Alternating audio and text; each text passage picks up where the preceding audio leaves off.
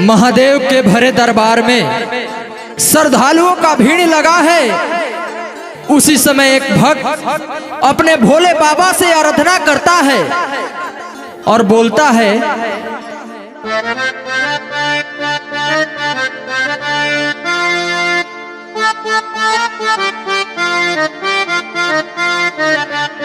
जैसे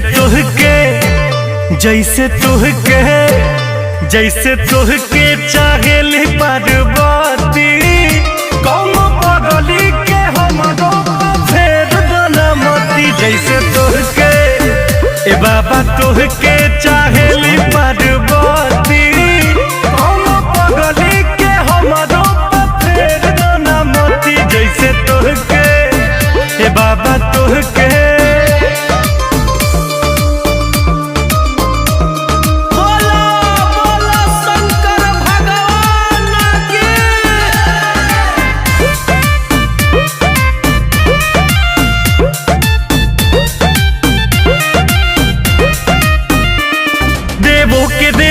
देव देव महादेव देव जी भजन करी, फिर दीन जार हमरो ऊपर बड़ी देर से सुमिरन करी। परिला राउर पानिया ए भोले बाबा, लोभर मिली कोरिया ए भोले बाबा। पूजा करी कि पूजा करी दिखाई अगरबत्ती, दोनों हाथ उठेगा और बोला है, कौनो पगली के हमारो फेर बनमती। जैसे तुहके ए बाबा तुहके चाहेली पार्वती, कौनो पगली के हमारो फेर बनमती। जैसे तुहके ए बाबा तुहके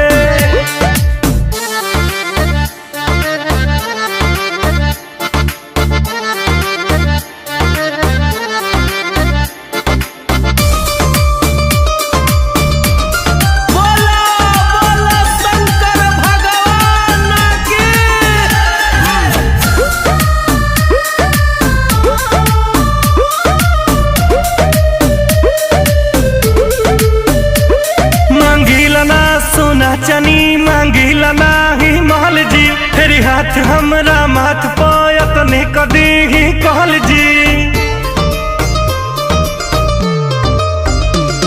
की ताना सभे मारे ना रगीला कलेस में, कमी कौन बाटे जी सूरज रितेश में।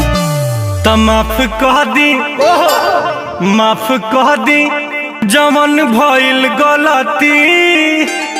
बाबा जागा हो, कौनो पगली के हमरो फेर बनमती। जैसे तुहके ए बाबा तुहके चाहेली पार्वती, कौनो पगली के हमरो फेर बनमती। जैसे तुहके भोला जी तुहके